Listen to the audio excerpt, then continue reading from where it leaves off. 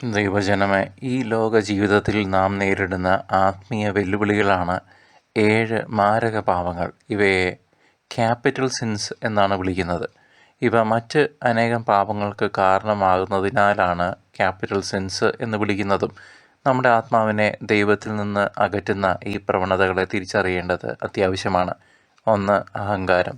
സകല പാപങ്ങളുടെയും മൂലകാരണമായ അഹങ്കാരം നമ്മെ ദൈവത്തെക്കാൾ വലുതായി കാണുവാൻ പ്രേരിപ്പിക്കുന്നു.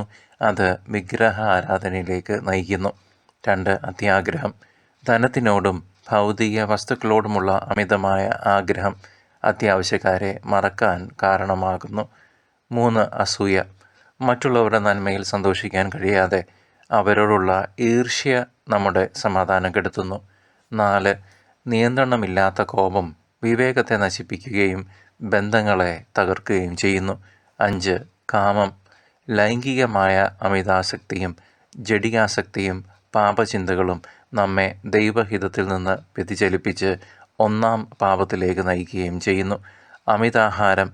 ഭക്ഷണപാനീയങ്ങളോടുള്ള ആസക്തി, മിതത്വം പാലിക്കാനുള്ള കഴിവ് നമുക്ക് ഇല്ലാതാകുന്നു.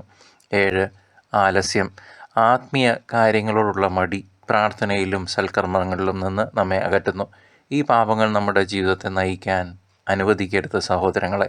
വിശുദ്ധ ഗ്രന്ഥം നമ്മെ ഓർമ്മിപ്പിക്കുന്നത് ദൈവത്തിൻ്റെ കൃപയാൽ ഈ പാപവാസനകളെ അതിജീവിക്കാൻ നമുക്ക് സാധിക്കും എന്നാണ്. ഓരോ പാപത്തിനും വിപരീതമായ പുണ്യങ്ങൾ നാം അഭ്യസിക്കണം.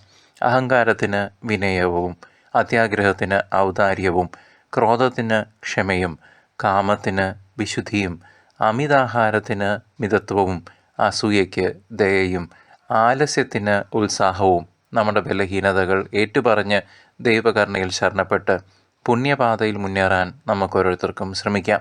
ഈ ആത്മപരിശോധനയിലൂടെ യഥാർത്ഥ മാനസാന്തരം നമുക്ക് കൈവരിക്കുവാൻ സാധിക്കും. നമ്മുടെ രക്ഷകനായ ക്രിസ്തുവാണ് ജീവൻ്റെ ഉറവിടം. അവിടുത്തെ പ്രകാശത്തിൽ നാം പ്രകാശം